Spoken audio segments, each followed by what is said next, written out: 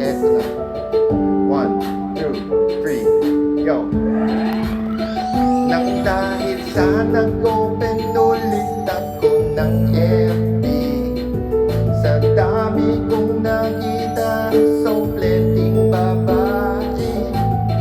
Meron ako na-stalk agad, nakita ko ang iyong face, napakaganda kasi. Tingnan ko ang profile mo, talaga naman nabighani ako sa binibining to. Walang masabi, parang walang mali, kaya naman hinayaan ko na mag-friend request ako sa'yo. Sana nga i-accept mo na sa ganun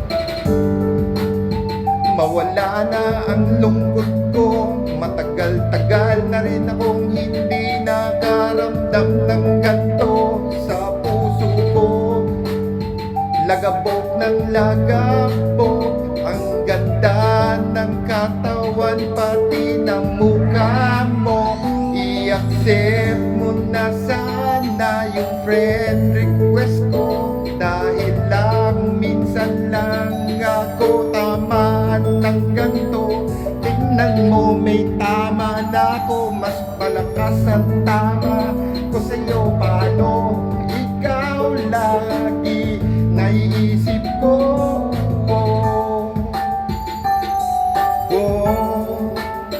I-accept hanggang sa magkakita na tayo. Eto na, nagkakwentuhan na tayo, napagkasunduan, magkita na tayo. Talagang ang forma walang kukupas, mga kukupal-kupal yan, tumabi-tabi kayo, sasamain kayo. Di na ako nagpatumpik-tumpik pa, nangawakan ko kamay mo ng lamig, talampakan ko, masaya na ako.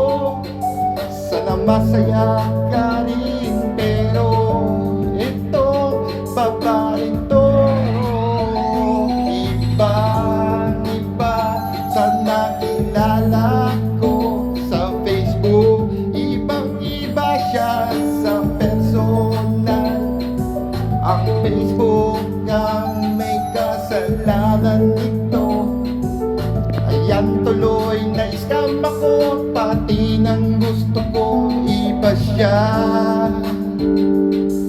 ipala siya babae, katulad ko rin siyang may lawit sa baba. Paano na?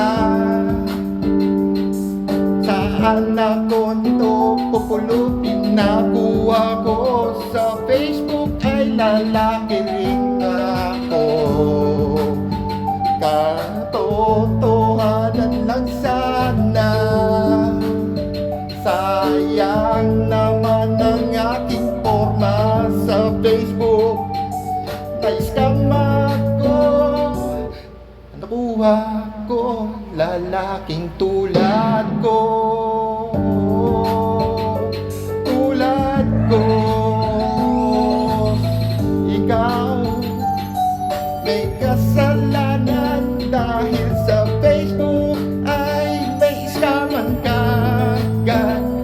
Di na to hahayaan pa mangyari sa akin, mananahimik na lang ulit ako sa online.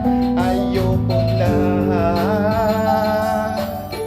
mag-FB, ayoko na mag-FB, ayoko na,